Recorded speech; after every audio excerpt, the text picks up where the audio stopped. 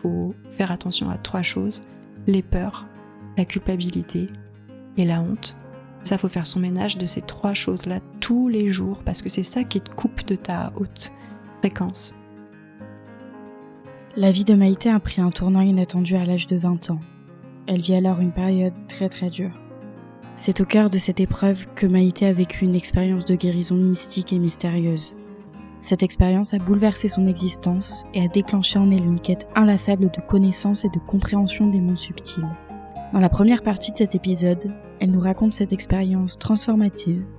Et dans la deuxième partie de notre conversation, nous parlerons de son parcours de flamme jumelle, une aventure à la fois extrêmement difficile et incroyablement instructive.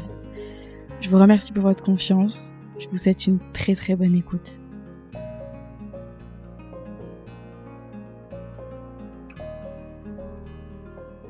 Bonjour Maïté. Hello Lily. Je suis ravie de faire cet enregistrement avec toi. On est aujourd'hui à Meizo, donc dans le lieu que tu as créé et dont on parlera à la fin parce que j'ai l'impression vraiment l'issue d'un processus et le résultat de tout un processus avec une entreprise juste incroyable. Mais bon, bref, je m'étale pas dessus, on en parlera à la fin. Aujourd'hui, si je suis là avec toi, c'est parce que j'aimerais beaucoup te découvrir, savoir qui tu es, savoir les épreuves que tu as traversées, qui font la femme que tu es aujourd'hui, quels sont les enseignements que tu as eus de la vie, quel est le message qui te tient à cœur et que tu as envie de nous transmettre aujourd'hui. Donc on a défini toutes les deux que vraiment ce qui allait guider pas à pas cet enregistrement, ça allait être le cœur, finalement, comment tu es revenu dans ton cœur, comment à des moments tu as refermé ton cœur et qu'est-ce qui t'a aidé à le réouvrir et pourquoi pour toi aujourd'hui c'est vraiment quelque chose d'important. Mais pour placer le décor et pour commencer un petit peu à te découvrir et savoir qui tu es, j'aimerais savoir qui était petite Maïté. Comment est-ce qu'elle était cette petite fille? Dans quel cadre a-t-elle grandi? Quand tu repenses à elle, qu'est-ce que tu vois? Qu'est-ce qui te vient? Et surtout mes bulletins, il y avait marqué enfant très émotive. C'est-à-dire que je pleurais tout le temps. J'étais la fille qui pleure. Donc j'avais pas beaucoup d'amis parce que ils avaient peur de me faire pleurer et de se faire gronder. Donc la petite que j'étais, elle était bien chez elle. Je me sentais très bien à la maison. Et dès que je sortais de ce cadre, je me sentais stressée par les dames de la cantine qui t'as fini pas ton assiette. En fait, je me sentais agressée par les adultes dans leur dureté, en fait. Donc, ma mère était très douce. Et du coup, la petite Maïté, moi, quand je vois les photos, je la trouve super mignonne. J'ai un peu du mystère autour d'elle parce que souvent, on me raconte des histoires d'elle et je me souviens plus du tout. Donc, c'est assez mystérieux. Mais je sens une petite qui a manqué de câlin, qui a manqué de lien, et qui du coup s'est connectée avec l'invisible, avec la nature, avec les arbres. Je me vois faire des pansements aux arbres, je me vois jouer à Pocahontas dans le jardin. J'ai regardé la télé, mais comme une addicte. Ouais. Ouais, la télé, c'était ma vie un petit peu. C'était une amie? Je dirais pas un ça. Échappatoire. J'avais le cap satellite, donc à chaque fois j'avais des dessins animés. Je trouvais tout. Et j'avais du coup déjà cette curiosité du Japon et des dessins animés japonais où je trouvais vraiment la magie que j'avais pas à l'école, que j'avais pas dans ma vie. Ouais. Donc t'étais une petite qui ressentait énormément de choses. Je me laissais brinque-baller par mes émotions. Alors lune en bélier, c'est normal. Mais voilà. Dès que j'étais stressée, je pleurais. Dès que j'étais en colère, je pleurais. J'avais des émotions fortes, quoi. Ouais. Et tu comprenais pas les humains? Est-ce que les humains, les adultes, je veux dire? En fait, j'avais très vite peur, quoi. Ouais. Ouais. Et puis après, j'ai commencé à faire du théâtre et faire de l'impro et je passais de la fille qui pleure à la fille qui fait rigoler et c'était vachement plus fun ma vie après. Ouais. Ouais. Vive le théâtre pour les jeunes. Ouais, et pour les jeunes qui sont aussi sensibles. Ouais. Et est-ce que quand même, du coup, cette sensibilité, au bout d'un moment, ça devenait compliqué parce que tu te laissais déborder? Oui, surtout dès qu'il y avait des groupes. Et tu coupais quand il y avait des groupes? En fait, il y avait une espèce de prophétie autoréalisatrice que dès qu'il y avait un groupe et que j'allais et que j'allais être tout d'un coup sous le regard de tout le monde, tout d'un coup j'allais me mettre à pleurer, quoi. Comme une mémoire de jugement. Ouais. Ouais. Avec le recul, du coup, j'imagine que tout ça, tu t'étais revenu dans ton enfance. Ouais. Et j'ai vraiment fait un travail de prendre soin de cet enfant intérieur, même du bébé, hein, parce qu'en fait, si on remonte à 3 mois, ma mère, elle m'a laissée chez une vieille dame qui me kiffait pas plus que ça, donc moi j'étais en PLS en fait, hein. J'étais en stress. Et je pense que c'est à partir de là que ça s'est fait, cette petite brèche dans mon système. Ouais. Et tu disais que tu avais donc grandi avec une maman qui était très douce. Donc, très, très spirituelle. Mes 2 parents, ils avaient vraiment au cœur de leur exploration de la vie la quête spirituelle. Qu'est-ce qu'ils t'ont transmis du coup ? Ce qui est génial, c'est qu'ils m'ont jamais rien imposé, mais ils m'ont donné des petites choses. Genre, j'avais un Shiva dans ma chambre. Ouais. Mes parents se sont rencontrés en Inde, ils étaient méditants tous les 2, ils font du yoga, ils chantent des mantras, mais en étant vraiment bien dans la réalité matérielle, les contraintes, etc. C'était quelque chose d'intime, personnel, la spiritualité. Ils nous forçaient à rien. Ma mère, elle m'a juste un petit peu ouvert des portes, elle m'a parlé des anges une fois quand j'étais petite. Et elle m'a appris aussi, par exemple, à faire des visualisations. Quand j'étais petite, que j'avais mal à la tête, elle m'apprenait à peindre en blanc dans mon espace. Et surtout, je sentais que je pouvais lui raconter toutes mes expériences spirituelles à ma mère. Ouais. En fait, ils t'imposaient rien, ils te proposaient. Et c'était toi qui... Ils étaient dans leur truc. Hein, j'avais Lakshmi dans la cuisine, mais discret, c'est juste un tout petit truc. Mais jamais elle m'a dit, tu vois Maïté, ça c'est Lakshmi. Lakshmi, elle fait ci, elle fait ça. Tu devrais lui faire des prières tous les jours. Jamais. Elle vivait sa spiritualité et c'était dans sa maison, mais elle n'est pas éduquée ses enfants à aucun... En fait, elle incarnait, et ce qui faisait que toi, ça t'éveillait de par qui elle était, tout simplement. C'est ça, en fait. C'est plus dans comment ils étaient, dans leur manière de voir le monde et de poser les choses. Mais après, ils sont énormément évolués. Hein. Ils sont plus les mêmes que quand j'étais petite. Mais il y avait vraiment cette conscience que quelque chose nous dépasse. Et évidemment, mes 2 parents avaient eu des moments de vie où ils avaient connecté avec l'unité. Ouais. Et avec ce sentiment d'être un et d'être connecté à l'ensemble des êtres de la création. Et même s'ils m'ont pas parlé pendant mon enfance, vu qu'ils l'avaient vécu, ils l'émanaient en fait. Et du coup, ils avaient la foi. Donc ils avaient le cœur allumé, mes parents. Enfin, ils l'ont toujours. Cette foi, tu mettrais quoi comme mot derrière finalement ? Ça représente quoi ? Ça représentait quoi leur foi pour eux ? C'était vraiment cette conscience qu'on est des âmes incarnées et qu'on vient vivre une expérience humaine. Et du coup, qu'on n'est pas notre personnage, on n'est pas notre ego, on n'est pas notre personnage.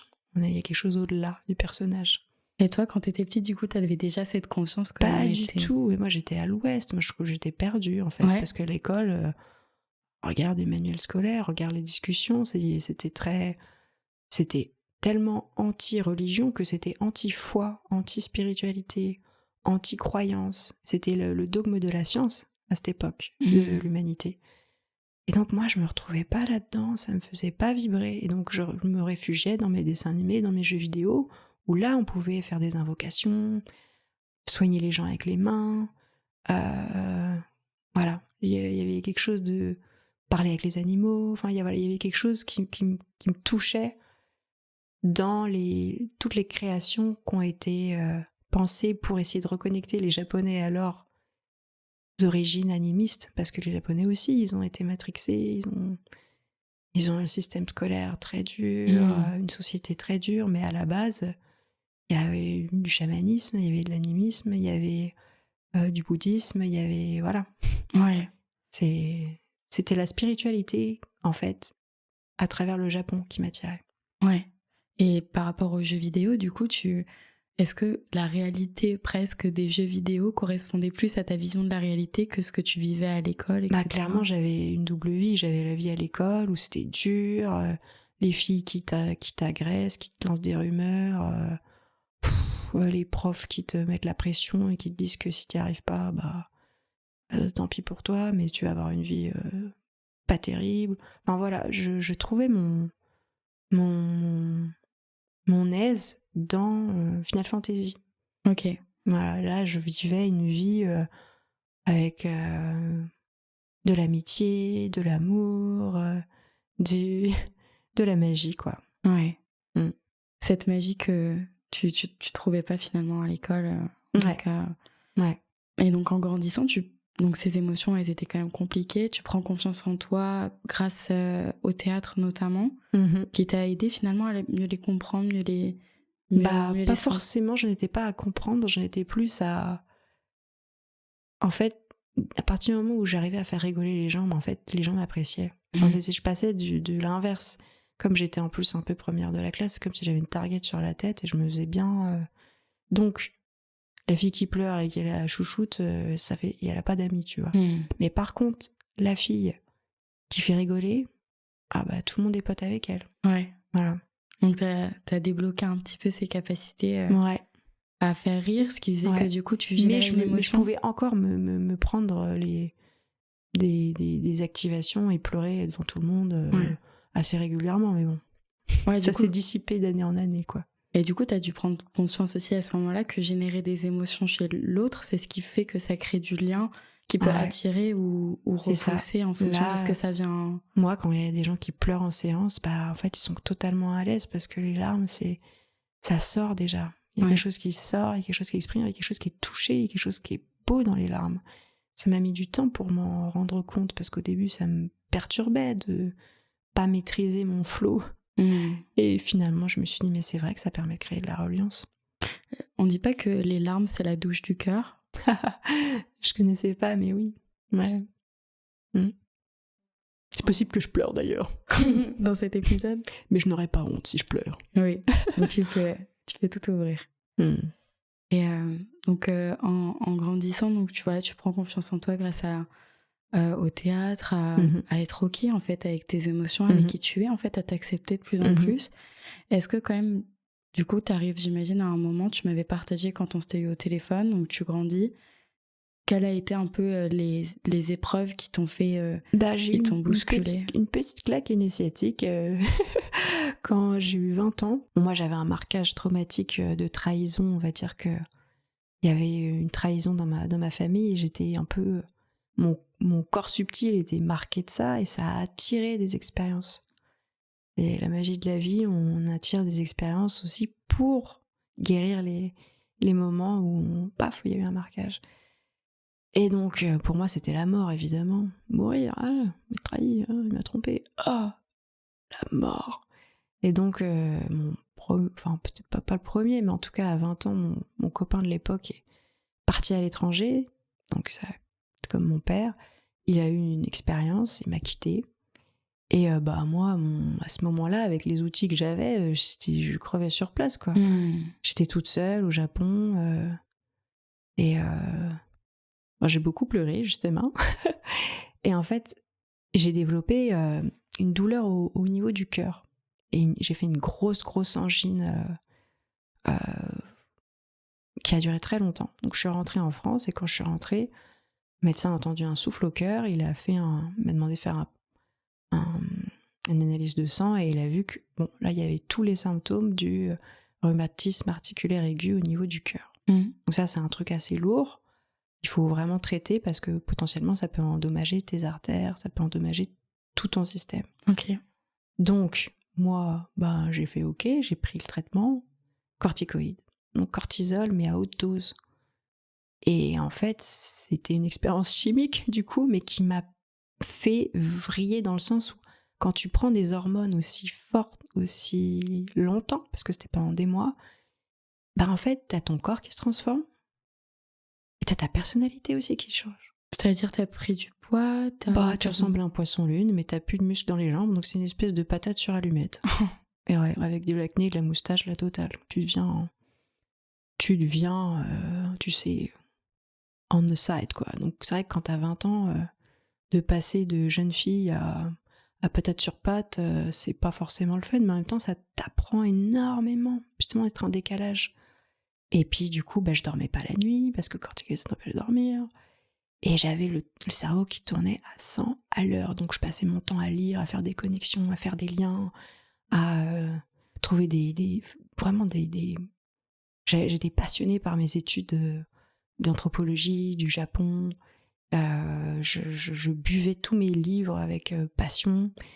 Mais c'est vrai que j'étais en double cursus, je faisais du japonais et de la socio. Et en fait, tout ce qui était mémoire, mémorisation, il n'y avait personne à bord parce que je dormais pas. Donc, la mémoire ne pouvait pas se faire. Et le cortisol, c'est aussi l'hormone du stress. Donc, un stress tellement fort que t'es paralysé. C'est-à-dire, j'étais paralysée d'anxiété à certains moments. Parfois, je faisais même la tachycardie. À ce moment-là, je vivais chez mes grands-parents. Ils étaient tout inquiets. Ils disaient, mais qu'est-ce que c'est que ce truc? Et en fait, c'était les médocs qui me secouaient. Mais j'ai vraiment vécu ça comme une initiation. Et notamment, le moment fort de ce passage, ça a été quand j'étais chez mon médecin qui me faisait de l'auriculopuncture. Donc, il y avait des aiguilles dans les oreilles. Il m'a laissé une bonne heure. Et j'étais toute seule dans la salle. Et j'ai... C'était pourquoi? Pour te calmer? C'était pour t'aider à quoi? Ouais, parce qu'en fait, les corticoïdes m'avaient rongé. Ça me ronge les articulations, t'as plus de muscles, tu peux plus courir. C'était douloureux? Ouais, t'as mal tout le temps, en fait, aux articulations. T'es exhausted aussi, tu vois. T'es en mode speed, mais sans restless, tu vois, tu peux pas récupérer. Oh. Et du coup, il m'a laissé 1 heure et j'ai eu une expérience assez puissante où en fait, il y a comme des larmes noires qui sont tombées de mes yeux et je me suis dit, j'ai évacué dans mes larmes quelque chose. Et en fait, non, c'était comme si mes yeux étaient ouverts et du coup, j'avais les yeux ouverts et j'ai vu une espèce de brouillard, nuage fumé, bleuté qui s'est mis tout autour de moi. Et dans le coin de la pièce, des nuages sombres qui étaient aspirés comme ça. Okay. Et du coup, je me suis dit, mais qu'est-ce que c'est que ce truc? Parce que je sentais qu'il y avait beaucoup d'amour, c'était très doux, c'était très bienveillant. Et du coup, je pensais que ça était venu de l'extérieur et que ça allait repartir. Donc ça s'est rapproché de moi, donc je me disais, ça va me faire un câlin pour partir. Et en fait, ça s'est rapproché. Ça s'est rapproché. C'est revenu à l'intérieur de moi. Et du coup, je savais à ce moment-là que j'étais guérie, je savais à ce moment-là que tout allait bien se passer, je savais à ce moment-là que tout ce qui s'était passé, c'était exprès pour que je vive ça, que tout était parfait, que j'avais beaucoup de gratitude pour tout, en fait. Pour mon ex qui m'a mis la misère, pour la vie, quoi, pour même ce traitement, même tous les moments relous de ce passage de ma vie, parce que j'avais enfin touché quelque chose d'extraordinaire et d'essentiel qui allait du coup animer ma quête. C'était quoi ce truc? Qu'est-ce que c'était? Qu'est-ce qui s'est passé? Et du coup, c'est pour ça qu'après j'étais en anthropologie de la santé où j'ai étudié les techniques, on va dire ce qu'on appelle des chamans, des guérisseurs qui faisaient du trans-channeling où il y avait un esprit qui passait à travers eux pour soigner. Voilà, j'ai étudié surtout en Thaïlande, mais je me suis intéressée un peu à toute forme de chamanisme et j'ai essayé de comprendre parce que c'était pas juste le chi, tu sais, de l'énergie. Il y avait de l'amour, beaucoup de douceur.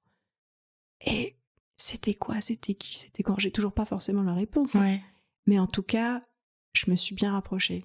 T'as vécu une sorte d'expérience de grâce, une expérience un petit peu mystique? C'était une initiation, c'était moi qui me faisais vivre ça pour me réveiller de mon illusion. Parce qu'on est bien endormi quand on passe par certaines cases. Et j'étais endormie.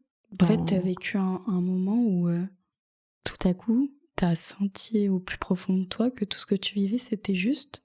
C'était pour une raison. Et pendant tout ce moment, en fait, quand t'as des problèmes de santé, tu vas chercher le soin. Donc tu vas voir tout de suite qu'est-ce qui te fait du bien, qu'est-ce qui te fait pas du bien. Surtout quand t'es sous corticoïde et que tu dors pas, si tu rentres dans une pièce pleine d'ordinateurs, tu perds tes PV. Si tu te balades en forêt, tu gagnes des PV. Si tu manges des aliments vivants, tu gagnes des PV. Si jamais tu manges un kebab, tu perds des PV. Et donc, tu te rends compte au fur et à mesure que tes pensées, elles créent tes émotions qui créent ta situation. Et donc, je me suis vraiment rendu compte de l'impact du cortisol sur la santé. En première loge, le cortisol, en fait, il met tout entre parenthèses. Plus de libido, plus de système réparation tissulaire, plus de création de muscles. En fait, tout ce qui prend des calories, de l'énergie, vu que le signal qui est envoyé dans le système, c'est attention, danger, ça envoie grave du sucre dans ton cerveau et dans tes muscles pour trouver une solution. Mais ça met tout le reste en shutdown. Et donc, quand tu fais ça pendant des mois, et donc j'ai compris qu'il y a des gens, ils n'ont pas besoin de prendre du corticoïde pour sentir ça, en fait. Ils vont bosser, ils ont la boule au ventre, et en fait, le stress, il est lime au fur et à mesure. Et donc, ça a été très, très initiatique. Et après, c'est pour ça que je me suis passionnée sur les liens corps-esprit.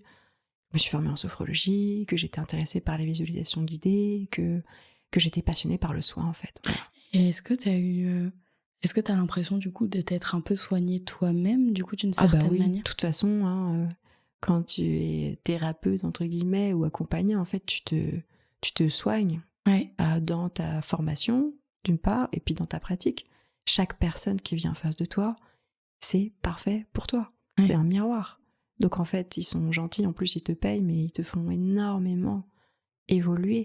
Parce qu'en fait, les mots qui vont sortir de ta bouche, ils sont aussi pour toi. Et toi, à ce moment-là, dans cette expérience que tu as vécue, du coup, ça a créé une quête, un désir de comprendre qu'est-ce qui s'était passé, comment tu pouvais le reproduire. Donc, ce qui s'est passé, c'est qu'après cette expérience un peu complexe de ma vingtaine, j'ai pu étudier à l'étranger. J'ai pu choisir où est-ce que je voulais aller. T'étais encore sous traitement à ce moment-là? Non, j'avais arrêté. Du coup, j'avais vu un autre spécialiste, on a arrêté le traitement, on a refait des tests et tout allait bien. Je sais pas, il n'y avait plus de problème en fait. Quasiment du jour au lendemain? L'arrêt du traitement a été très bizarre parce qu'en fait, moi, j'étais perchée en fait. Hein. J'étais dans un éveil mystique avec une espèce de super maïté ultra sage. Parce qu'en fait, ce qui se passe, ce que j'ai pas dit, c'est que pendant un temps, j'ai fait des prises de sang, des analyses, et les résultats étaient pas bons du tout. C'est-à-dire, c'était de pire en pire. Et malgré les traitements? Ouais. Et donc, les médecins s'inquiétaient, faisaient les tests de cancer des os, de machin, tu sais, tous les tests qui te font flipper. Et donc, on savait pas ce que j'avais, on savait pas si j'allais crever, parce que moi, j'avais l'impression de crever en plus, tu vois. Et tu te voyais changer, tu te voyais plus te reconnaître. Et en même temps, justement, quand t'as la mort qui est proche, tu passes sur un autre plan de conscience, beaucoup plus de sagesse. La petite Maïté qui pensait juste à manger et à avoir un amoureux, elle était plus là. Vivre, c'est bien aussi, juste vivre. Elle était plus là, cette petite Maïté-là, la jeune. Elle était remplacée par une vieille Maïté qui était beaucoup plus sage, beaucoup plus profonde, beaucoup plus magicienne, beaucoup plus intense. Et puis l'arrêt du traitement a fait que tout d'un coup, baf, les hormones reviennent à la normale et Maïté pense à qu'est-ce qu'elle va manger demain. Et il était mignon celui-là. Voilà. Mais pendant, du coup, toute une période de ma vie, j'avais zéro libido, zéro intérêt pour ça. J'étais juste en gratitude d'être en vie, en gratitude de vivre et pour tout ce que j'avais déjà, en fait. En fait, ça a développé vraiment ton niveau de conscience et de chance, d'une certaine manière, quand tout allait bien, vu que tu avais connu tellement un peu du mal, de la douleur et tout. La moindre période un petit peu de paix ou de respiration, c'était une grâce. Ouais, c'était un éveil grâce à un adjuvant chimique, les corticoïdes. C'était pas prévu, mais c'est ça qui s'est passé. Et ça m'a appris énormément et ça m'a vraiment transformée. Et après, quand je suis redevenue normale, j'étais très perturbée. Je me disais, mais elle est passée où, la grande Maïté? Elle est où? Et après, je l'ai retrouvée, mais ça, il a mis un peu de temps. Donc après, j'ai eu le choix de pouvoir partir à l'étranger et j'avais le choix entre le Japon ou les États-Unis et j'ai préféré aller à San Francisco, dans le premier département de médecine holistique, où là, c'était le bonheur total. Que des cours passionnants, de creative healing, de guided imagery, enfin bref, tous les cours, mais ça me faisait vibrer. J'ai jamais autant bouquiné et bossé que là-bas parce que j'étais passionnée par tous les sujets. T'as appris quoi, quelques grands apprentissages où un petit peu la lumière s'est allumée à ce moment-là pour toi? Qu'est-ce que ça C'était a été? vraiment le pouvoir de... En fait, la magie et l'espoir qu'il y avait, parce qu'on travaille beaucoup sur les cancers, sur des maladies graves, et en fait, il y avait plein d'études de cas hyper optimistes sur justement ces nouvelles techniques qui incorporaient le, le, l'émanation émotionnelle. Donc l'apprentissage du self-love, c'est-à-dire créer des pensées et créer des pensées-images qui te soignent. Mmh. Parce que souvent, quand tu as une maladie, c'est que tu as créé des pensées-images qui te détruisaient. D'accord. Et donc le cancer, c'était un mix de alimentation, émotions négatives, facteurs toxiques environnants, facteurs héréditaires. Voilà, il y avait... Mais la variable sur laquelle on pouvait jouer, c'était quelle histoire on se raconte. Mmh. Donc le pouvoir de l'esprit. Et donc voilà, les visualisations, les images, moi ça me passionnait. Puis ça faisait écho avec ce que ta maman t'avait transmis quand t'étais enfant Complètement, aussi. puis ça allait vraiment loin et je me suis dit waouh, mais il faut diffuser ça. C'est tout le monde a un pouvoir extraordinaire avec son esprit. On peut créer, on peut détruire, on peut se soigner, on peut construire. Et voilà. Et du coup, j'ai eu tellement de belles expériences, de belles découvertes dans mes lectures, dans mes cours, que j'avais envie de partager cet optimisme à l'américaine en France. Mmh. Ouais, et du coup, t'as appris plein de choses et j'imagine, enfin, c'est sûr même que du coup, après l'intellectualisation, t'es passée à la pratique. Exactement. Donc j'ai eu un accident de voiture quand je suis rentrée en France. Et du coup, j'ai dû me soigner par visualisation aussi pour ma fracture. Ouais. Voilà. T'es pas allée à l'hôpital du coup? Bah si, j'ai passé 10 jours à l'hôpital, dans plusieurs services différents. Et donc quand t'es toute seule à l'hôpital, t'as que ça à faire que de te soigner. Donc je faisais mes cours sur moi. Voilà, la pratique. Ouais. Ouais. Et du coup, ça a permis de réparer En fait, moi, à ce moment-là, j'avais mal au cœur parce que j'avais encore des histoires de cœur qui étaient un peu reloues, ouais. un peu douloureuses, un peu complexes. Et du coup, c'était ça qui me faisait mal, c'était que j'avais mal au cœur. Mmh. Oui, parce que ta première expérience, ou donc ton premier copain là, à 20 ans, finalement, est-ce que tu penses qu'il t'a brisé, enfin, t'as eu le cœur brisé à ce moment-là, ce qui a un peu entraîné tout ça? Le nombre de fois où on se fait briser le cœur, au bout d'un moment, on se rend compte qu'on peut pas le briser. Ouais.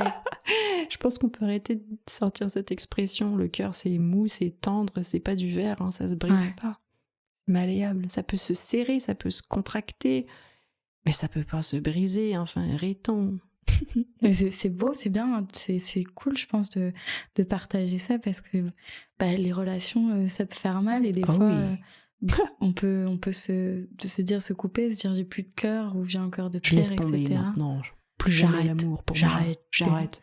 Ça c'est de la connerie. J'ai vu trop de Walt Disney. En fait, en vrai, c'est n'importe quoi. Je veux plus souffrir. J'ai peur de souffrir. On arrête avec ça. Non. Alors en fait, j'ai l'impression que t'as quand même beaucoup souffert dans des relations, etc. Et du coup, ça t'a appris que ton cœur, il était quand même toujours là et qu'il était toujours en capacité d'aimer malgré les... Ouais. De toute façon, on a toujours les bons enseignants au bon moment qui vont nous faire vivre les expériences pour activer des choses. Et c'est cadeau. C'est cadeau.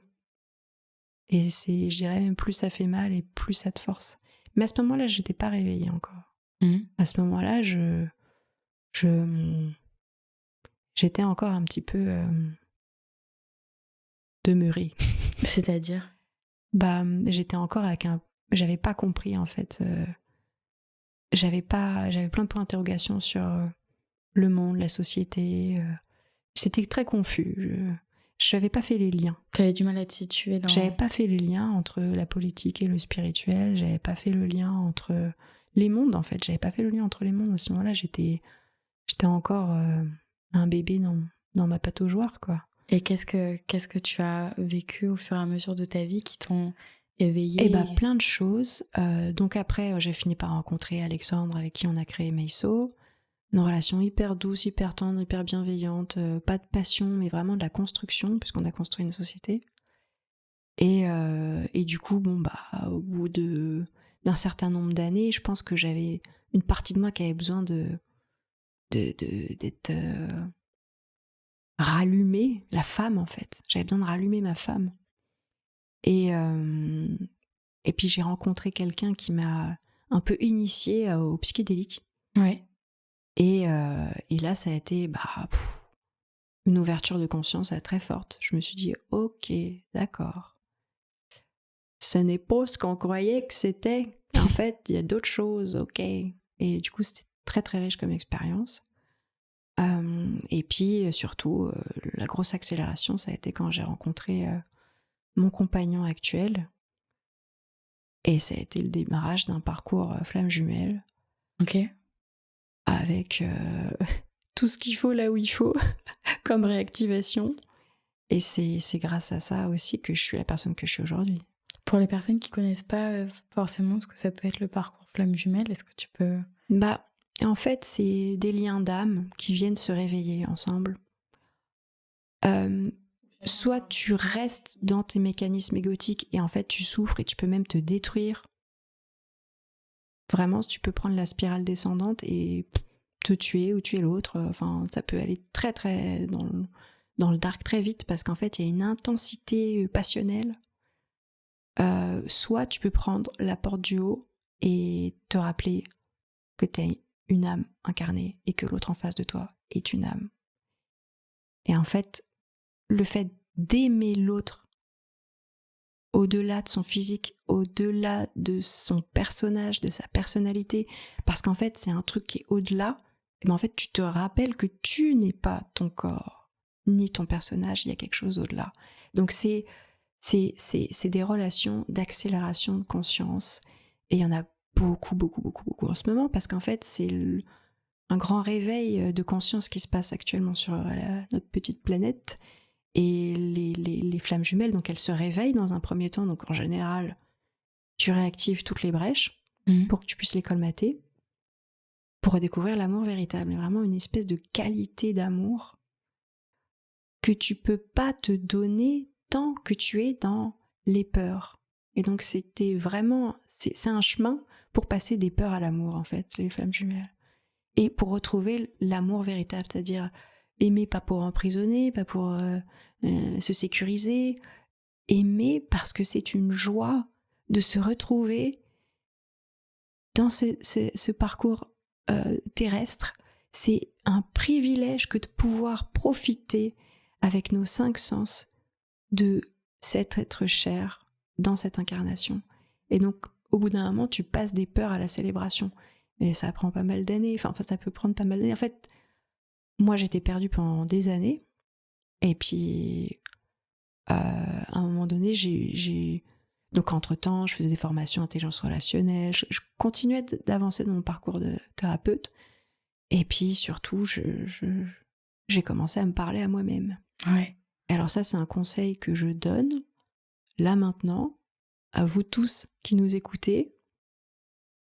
Prenez le temps, chaque jour, mettez votre téléphone en mode caméra, vous vous parlez, préparez-vous, mettez-vous dans vos parures de votre higher self. Votre grand vous, il ressemble à quoi? Votre magicien, votre sage. C'est quoi ses couleurs? C'est quoi? Est-ce qu'il a des bijoux, des turbans, des couleurs? Faites-vous une belle transformation et appuyez sur play et parlez-vous. Et vous allez dénouer tous vos nœuds par votre intelligence du cœur. Et il n'y a plus la possibilité de se mentir à soi-même. C'est bien plus puissant que les psychédéliques pour moi, parce qu'en fait, ça m'a permis de sortir des états dépressifs, mais vraiment en mode pensée suicidaire ouais, genre vraiment, tu sais, tu bouges plus, t'es une larve, tu peux plus bouger, quoi. Parce que tu souffres trop. Ouais. Et donc, en fait, la souffrance, elle était trop grande, et donc, au bout d'un moment, j'ai commencé à faire ça, tout d'un coup. Ça a ouvert une autre porte. Wow, et voilà, et quand tu commences à te connecter à ton grand toi, bah en fait, tu ouvres la porte. Tu peux te connecter à n'importe quel acte de la création. Donc là, tu peux t'amuser. C'est la radio. Donc tu peux te connecter à Jésus, à Marie-Madeleine, à des animaux, à des créatures mystiques, à des dieux. Tu peux te connecter même au higher self d'autres personnes pour comprendre chaque situation, chaque relation avec plus de profondeur. Tu peux te connecter aux défunts, tu peux te connecter... voilà, donc c'était une porte qu'on appelle la médiumnité, mais en fait c'est juste une antenne, on est une antenne qui émet et qui reçoit en permanence. On reçoit de l'information des plans subtils, que ce soit des plans subtils, on va dire, qui sont plus dirigés par... qui sont coupés justement du cœur. Et donc, qui viennent se recharger énergétiquement auprès des humains. Bon, tout ça, c'est mes expériences, ça ne regarde que moi, c'est mes croyances. Mais on est là pour parler de ça, justement. De ce que j'ai cru comprendre de par mes expériences, quand justement, tu as des pensées suicidaires, souvent quand il y a un parasite qui est installé, ça peut même être un parasite alimentaire, mais qui est en lien avec ton cerveau, et qui t'envoie des images pensées comme ça, et l'émotion qui est sécrétée, ça va nourrir aussi. Et il y a certains parasites qui peuvent se déployer pleinement que quand l'autre y meurt. Donc c'est ces parasites-là, donc l'alimentation, ça compte, l'hygiène de pensée, ça compte, faut faire attention à 3 choses, les peurs, la culpabilité et la honte.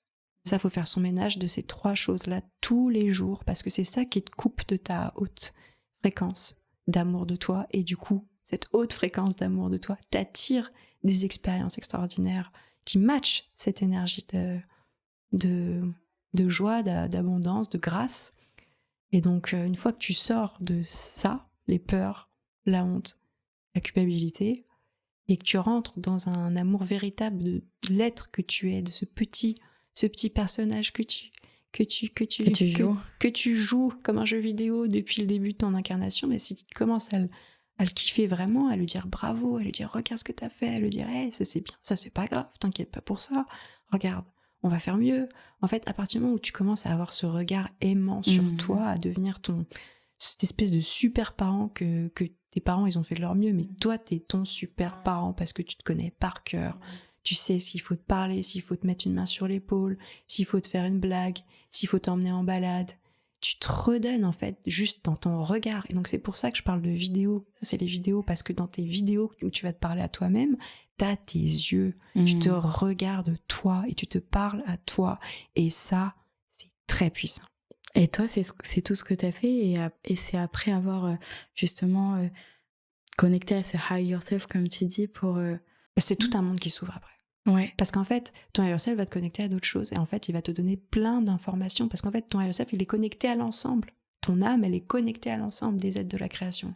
Donc, à partir du moment où tu prends un bout du fil, eh ben, en fait, tu te rends compte que c'est immense. C'est infini. Ouais. La vie dans l'univers, c'est infini. On n'est clairement pas le centre de l'univers. On est une petite planète avec une petite espèce qui galère encore un peu à se souvenir, à se rappeler de cette loi de l'unité, à cette conscience qu'on est relié. Donc si on est relié, ça sert à rien de pointer du doigt les gens, de les rejeter, de les blâmer, de les condamner. Énergétiquement, vibratoirement, si jamais on se coupe le pied, on peut pas avancer. Donc il faut comprendre les causes profondes qui font que certaines personnes vont faire certaines actions qui vont les couper encore plus de l'amour d'eux-mêmes et qui vont du coup se faire encore plus parasiter. Parce qu'une fois que t'es coupé de l'amour de toi par la culpabilité, parce que t'as fait de la merde, excuse-moi, mais voilà, et ben après t'es une passoire à trucs qui viennent te grignoter le cerveau. Ils viennent te mettre c'est une spirale qui tourne vers le bas. Pensées de merde, paroles de merde, actions de merde, et puis en fait tu t'aimes de moins en moins. Et puis tu tapes dessus. Voilà, donc... tu te coupes du cœur, justement. Et une fois que t'es coupé du cœur, tu peux commettre des atrocités, tu peux tuer ton voisin, violer ta sœur, faire n'importe quoi, en fait, parce que t'es plus connecté à ton âme, t'es coupé. Et donc, tout le monde a droit à la rédemption. Tout le monde a droit au pardon. Parce qu'en fait, il n'y a pas de... On ascensionne, et certains, tant pis pour eux, parce qu'ils ont fait trop de la merde, et qui crèvent. Non. Non, nous... On s'est incarné à cette période, tu vois. Un grand réveil, on passe à l'ère du Verseau, donc on est dans un processus de descension. Pour ça, c'était dur avant que ça remonte. Et là, on fait que ascensionner et ça va continuer d'année en année. Le niveau de conscience va continuer d'augmenter. Et donc nous, il faut qu'on puisse rester avec le cœur ouvert, même face à quelqu'un qui a commis le pire. Parce qu'on ne peut pas définir quelqu'un par ses pires actions. Parce que généralement, ces pires actions, elles ont une histoire, elles ont une raison. Oui. Et ça ne veut pas dire cautionner. il faut protéger, il faut prendre soin, il faut faire ce qu'il faut faire. Moi, je te parle sur un plan subtil, un plan plus méta, c'est-à-dire dans ta conscience, dans ton intériorité. Quand tu arrives à avoir la force de pardonner les personnes qui t'ont fait le plus de mal, tu libères quelque chose dans ton champ. Tu ouvres ton cœur. Voilà, tu t'ouvres quand tu sors. Voilà, la plus grosse marche, je dirais, c'est sortir de la victimisation. Parce qu'on a tous notre petite histoire où on est la victime. Parce qu'en fait, c'est tellement plus facile. Mais sauf que quand tu te racontes ton histoire comme si t'étais la victime, en fait, avec cette étiquette de victime que tu te colles, t'as la culpabilité, t'as la honte. Et t'as encore les peurs que ça se reproduise. Et toi, c'est le processus par lequel tu es passé justement pour... ouais. Déjà par rapport à toi-même, donc c'est ça, en fait, tout ça. Comment sortir de la victimisation ? Tu te rappelles la vérité. T'es une âme incarnée. Tout ce qui t'est arrivé, il n'y a pas de hasard. Toutes les expériences qui te sont passées dessus, il n'y a pas de hasard. C'est cadeau pour que tu puisses là maintenant ouvrir les yeux et te rappeler qui tu es vraiment. Donc merci. Parce qu'en fait, si j'ai choisi de vivre ça, c'est parce que j'avais les épaules pour vivre ça. Et moi, ça va, c'était tranquille ma vie. Tout doux. Et donc chacun prend ses charges. Les hommes ont des charges. On vient alchimiser, on est une génération d'alchimistes. Nos grands-parents, ils se faisaient taper dessus, pas fort. Peut-être même nos parents, peut-être même nous. Les enfants, on les sort du trou, on les secoue, on les tape, on les mesure, on les pèse. Comme si c'était du steak. C'est une âme dans un tout petit corps, les gars. Quand est-ce qu'on met du love dans la manière dont on accueille les petites graines du nouveau monde ? La douceur, du partage, du care. C'est un moment extraordinaire de retrouvailles, là. Bienvenue, petite âme sur Terre. Et du coup, garder cette conscience tout du long. Le bébé n'est pas un petit truc fragile qui perd sa sécurité dès que le parent est plus là. Parce qu'en fait, si le parent pense ça, l'enfant va le vivre, et dès qu'il a plus maman ou papa dans le champ de vision, ça va hurler, la peur. Si le parent regarde son enfant avec cette conscience que c'est une âme incarnée, et que du coup, cette âme, elle est protégée par elle-même dans sa conscience supérieure, déjà, il n'y a pas tous ces espèces de trublions dans nos relations, de besoin de sécuriser. Ça lâche tout plein le temps. de choses, en fait, ça libère plein de choses, plein c'est de ça. poids. Il y a beaucoup de choses à changer. Le cordon, on coupe très vite, mais c'est ça que j'ai fini par comprendre. On est tous des adultes qui marchons avec des traumas de bébés, quoi. On est tous handicapés émotionnellement, relationnellement, parce que on coupe trop tôt. C'est-à-dire, il y a encore des nutriments, il y a encore des choses qui passent. Et on parle de nutriments, mais en fait, c'est beaucoup plus subtil ce qui se passe entre le placenta et le petit. Donc, il y a beaucoup de choses à changer dans ce process de transformation de notre espèce.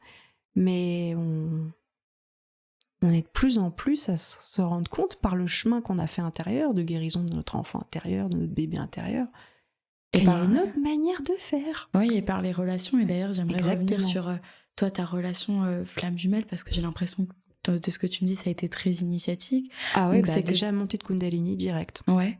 Donc déjà de montée et pour de Kundalini, placer le décor, c'était juste après que tu aies fait déjà ce travail sur toi ? Ah non, le travail, il était en cours de relation, parce que t'as pas trop le choix. Ouais. En fait, cette relation, elle t'a fait vraiment pointer, elle t'a appuyé sur tous les boutons qui pouvaient te faire réagir, en fait. Il n'y avait pas de passion, il y avait sécurité maximum. Donc il n'y avait pas d'activation permanente et de réouverture de mes failles, non, c'était tranquille, mignon, doux. Et la flamme jumelle, elle n'est pas là pour être tranquille, mignon, doux, pas tout de suite. Au début, c'est réveille-toi.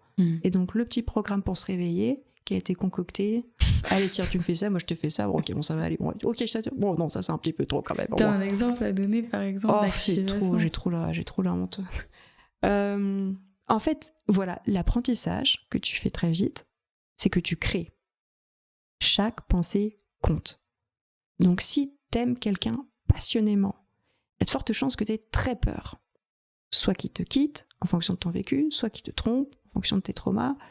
Et donc, si tu penses tous les jours à ta peur, tiens-toi prêt à vivre ton cauchemar.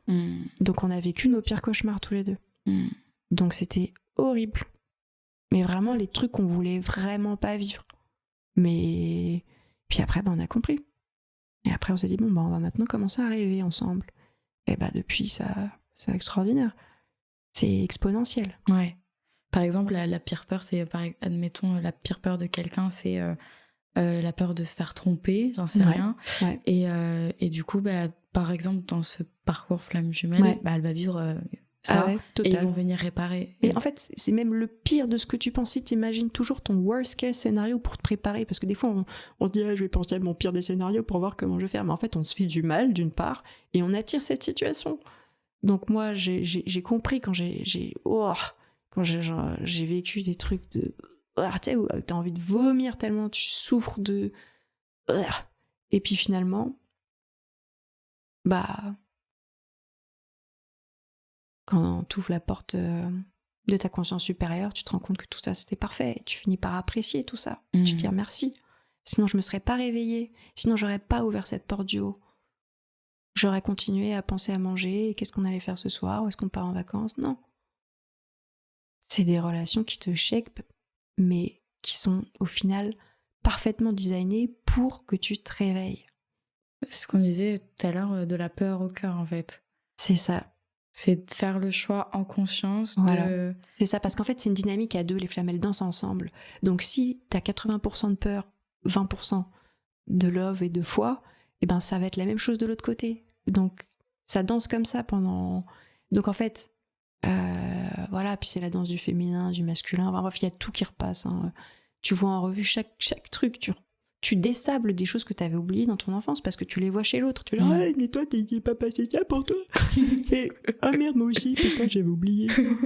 Et donc, c'est un miroir parfait pour toi, pour que tu puisses justement cautériser.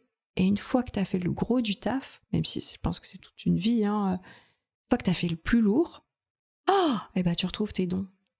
Tu retrouves des informations que ton âme, elle a récoltées dans ces incarnations où elle pouvait être dans cette conscience que c'est une âme. Donc quand tu as conscience que tu es une âme et que tu vis une expérience, tu as un niveau de conscience élevé, en fait tu œuvres pour prendre soin de toutes les fois où tu vas en avoir besoin de ce full love power et de cette conscience de l'unité. Ouais, et c'est puissant ce que tu dis, et on arrive un peu sur la fin de cet épisode, mais je voulais vraiment parler de Meiso. Ouais. Meiso, je l'ai bien dit. Meiso. C'est une station de voyage intersidérale par flottaison. Venez prendre un petit bain et vous reconnecter à Paris, Lyon, bientôt, dans les grandes villes de France. On va pas ouvrir de centre. Tranquillou, parce que les gens qui font de la relaxation et qui font du burn-out, bigger is not always better.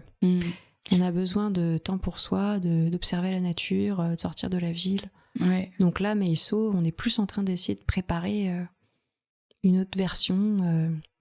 Justement, avec toute cette belle équipe, on a une équipe en or avec des gens conscients, bienveillants, qui sont dans le care, ils sont au service. Ils se disent, moi, je vais prendre soin des gens dans cette vie. Et c'est ce que j'ai pu expérimenter pour le coup, parce que hier, j'ai eu la chance de partager un moment avec toute l'équipe de Meiso. Et vraiment, ce que je trouve incroyable, c'est que l'idée, pour moi, c'est vraiment l'entreprise de demain.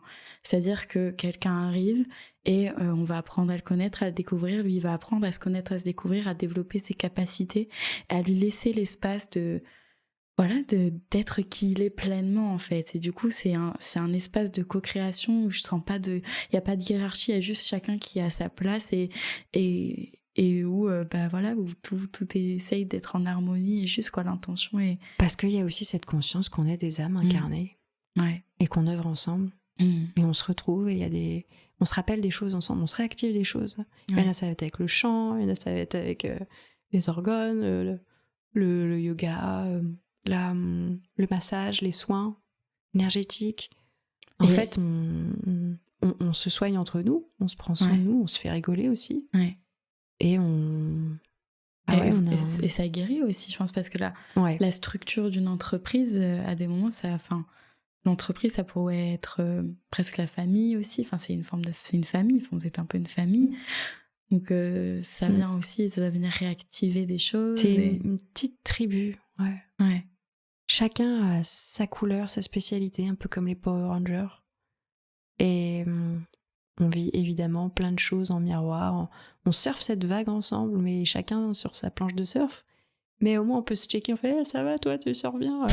Allez, si tu tombes à l'eau, moi, je t'aide à te remonter. Mais en fait, t'as tout à l'intérieur de toi pour tracer ta route. Et plus tu partages qui tu es au monde, et plus c'est bon.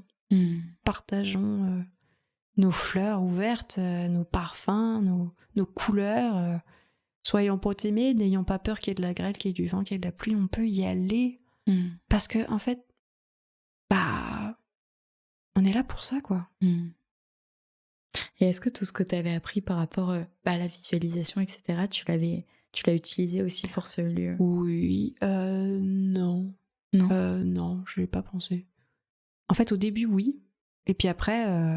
ça s'est mis en marche. En fait, comme il y avait plein de gens dans l'équipe, tout le monde a participé à créer la vision. Et du coup, tu t'es plus juste la maman qui porte tout. Tout le monde crée, en fait. Et du coup, c'est là que tu te fais surprendre. J'avais pas idée, quand on a créé Meiso, que j'aurais autant de bonheur à travailler avec une équipe aussi formidable.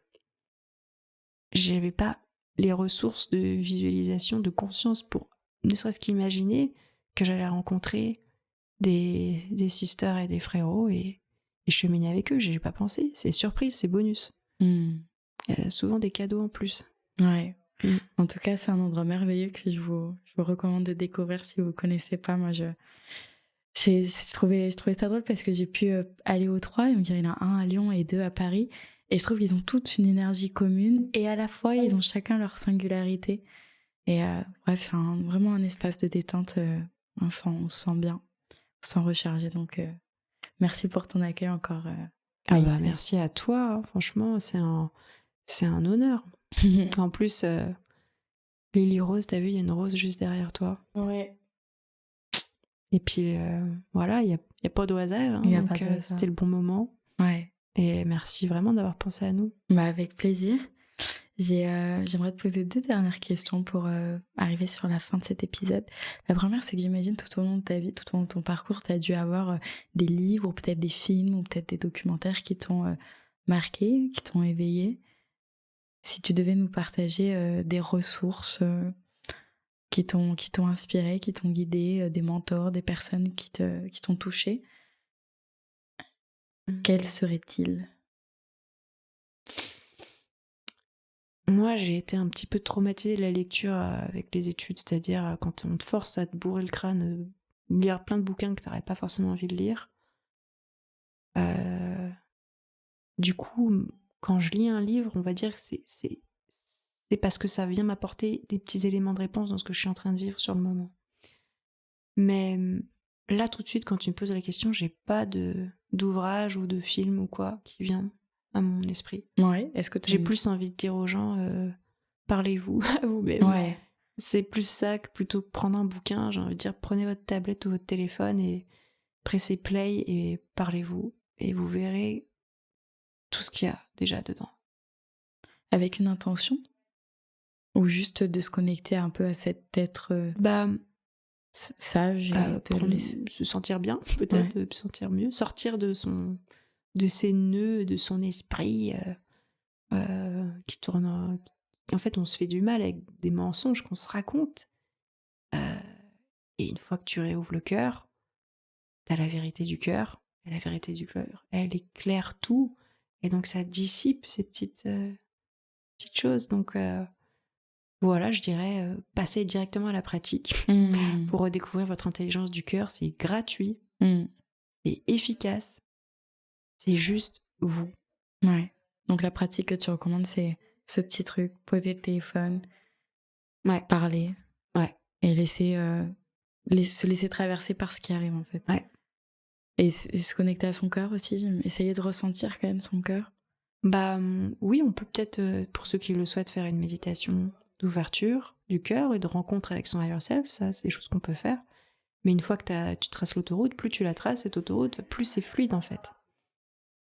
c'est changer sa manière de penser, en fait. On est en train d'apprendre à passer de la tête au cœur. Et c'est ça qui change les choses, parce qu'à partir du moment où tu penses avec ton cœur, que tu parles avec ton cœur et que tu agis avec ton cœur, ton monde se transforme, mais quand le monde de chacun se transforme, le monde se transforme. Donc, de la tête au cœur, quoi. Ouais. Et des peurs à l'amour. Ça rejoint l'épisode que j'ai enregistré hier où on parlait de le changement que tu veux voir dans le monde. Donc en fait, si tu veux changer le monde, commence par te changer toi-même. C'est ta part de colibri, c'est toi. C'est pas l'autre. Au début, tu veux faire l'autre, mais en fait, non, c'est toi. Ouais. Et après, tu dois vivre les expériences pour te rendre compte. Merveilleux. La question que je pose toujours à la fin de mes épisodes, c'est que je vais te demander pour toi, Maïté, c'est quoi une terre happy? Donc une terre heureuse.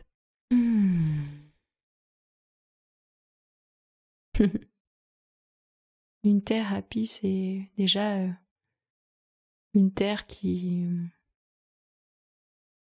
est vue, qui est regardée, considérée, qui est en lien avec l'espèce humaine, mais dans un lien bon, pas de la culpabilité. Là, il y a beaucoup de choses qui créent la culpabilité entre l'homme et la planète. Et quand on est dans la culpabilité, on est coupé, donc on ne peut pas recevoir toutes les richesses et les enseignements de cette planète. Et à partir du moment où on se relie, on se reconnecte, c'est un amour maternel, inconditionnel, inaltérable, infini. Il n'y a pas de « toi tu m'as mis un sac plastique, et bah tiens, allez hop. » Non. C'est une mère qui aime tous ses enfants pareil, en fait. Donc, une thérapie, déjà, c'est la terre qu'on retrouve sous nos pieds avec amour et pas de culpabilité, déjà. Magique. Merci beaucoup, Maïté. Ah, merci à toi. Hein. J'ai passé un super moment. Bah, pareil, c'est passé ultra vite. Merci. Merci beaucoup. Merci à tous ceux qui nous ont écoutés. Ouais, jusqu'au bout. Merci.